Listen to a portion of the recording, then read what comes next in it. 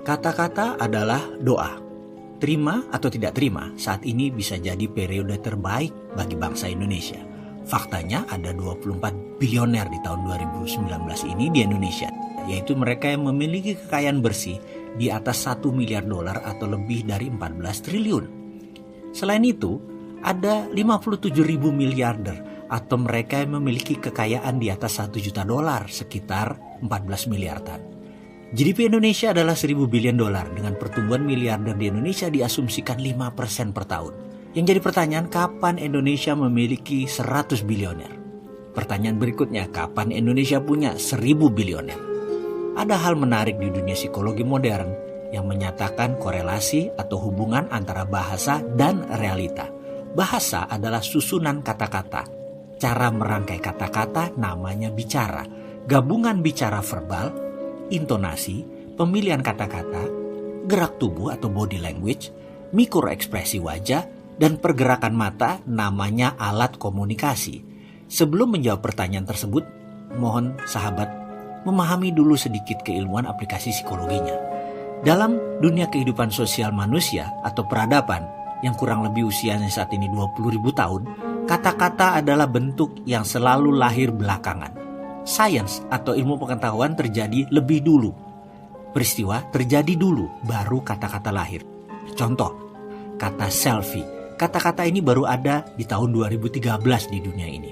Kemudian, tahun 2015 ada kata-kata baru, yaitu wifi, untuk foto sendiri, swafoto bersama-sama.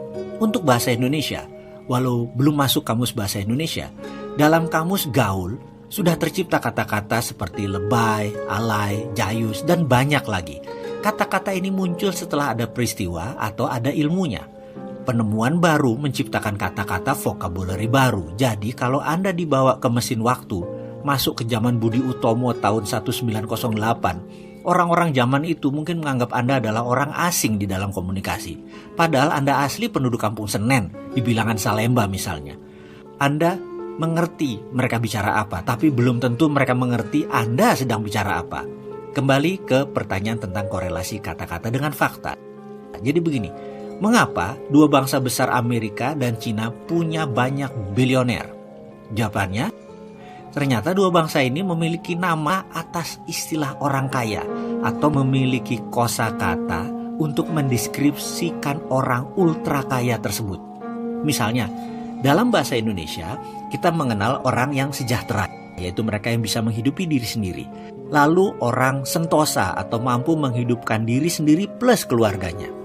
Lalu orang makmur, yaitu sentosa ditambah sudah memiliki tambahan aset produktif. Lalu orang kaya, yaitu memiliki banyak aset. Setelah itu, berhenti kata-katanya alias habis, tidak ada kata-kata lagi.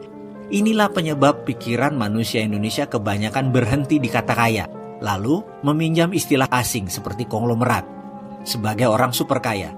Namun ini bahasa adopsi karena arti konglomerat sebenarnya bukan orang yang memiliki aji dana atau kelebihan duit, seorang yang banyak duit atau kaya raya. Tapi konglomerat adalah orang yang punya banyak jaringan bisnis. Sementara orang super kaya belum tentu harus memiliki jaringan bisnis. Dalam bahasa Cina, kita kenal kata taipan untuk orang super kaya. Dalam bahasa Inggris atau Amerika terkenal dengan istilah sugar baron untuk raja gula. Ada juga properti mogul untuk raja properti. Ada tycoon, ada bilioner, ada big whaler, ada big boy. Dan banyak istilah yang memberikan arti spesifik simbol kekayaannya dari mana. CEO top mereka pun ada istilah dengan nama The Titans, Boardroom, Chamber of Commerce, Kamar Dagang, Bisnis Kartel, dan banyak istilah bisnis ekonomi yang mengartikan kekuatan pasar dan pelakunya. Hal ini tidak ada dalam kamus bahasa Indonesia. Kita baru bisa mengadopsi karena belum ada fenomena tersebut. Namun, dalam 10 tahun terakhir, kata-kata baru akan masuk dalam tatanan bahasa Indonesia yang mengartikan ultra kaya. Super rich person, pengusaha dengan aset multimiliaran. Kalau perlu, Anda sahabat juga bisa mengusulkan nama. Mengusulkan kata-kata yang akan dipakai sebagai pemahaman baku dan baru arti kata kaya tersebut. Dalam keilmuan psikologi, menyambungnya begini. Misalnya kata-kata ini ada dan dipahami oleh akal sehat semua instrumen bangsa. Contoh, super kaya kita beri nama Taipan, meniru 2 miliar manusia di bumi, meniru bahasa Cina. Percayalah, dalam waktu 10 tahun ke depan, para Taipan itu akan jauh lebih cepat kaya hadir di bangsa Indonesia karena banyak yang paham dan masuk dalam pikiran mereka. Inilah yang membuat saya berpikir tentang apa yang terjadi di bangsa Indonesia saat ini, yaitu sehubungan dengan lagu kebangsaan Indonesia, yaitu Indonesia Raya. Lagu ini diciptakan Wage Rudolf Supratman dengan 3 stanza. Bagi saya, yang beliau gubah merupakan sebuah nubuah luar biasa. Saat ini kita selalu menyanyikan stanza 1. Perhatikan syairnya. Di sini kita dapat kata-kata Indonesia tanah tumpah darahku. Kalimat itu membuat arti apa? Sampai sekarang bangsa Indonesia masih tumpah darah, cekcok di mana-mana. Lalu kata-kata berikutnya, marilah kita berseru, Indonesia bersatu. Ini artinya Indonesia saat ini belum bersatu, masih terpisah-pisah. Karena itu, fakta saat ini ya begitu, kita nggak pernah kompak, seakan-akan ribut terus. Stansa 1 ini cocok untuk zaman perang kemerdekaan hingga mungkin tahun 80-an. Seharusnya mulai saat ini Indonesia sudah menyanyikan lagu stansa 2. Coba sahabat perhatikan sebentar. Stansa 2 ini lebih cocok karena ada kata-kata, tanah kita yang kaya, pusaka kita semua, mendoa Indonesia bahagia, suburlah jiwanya, sadar budinya.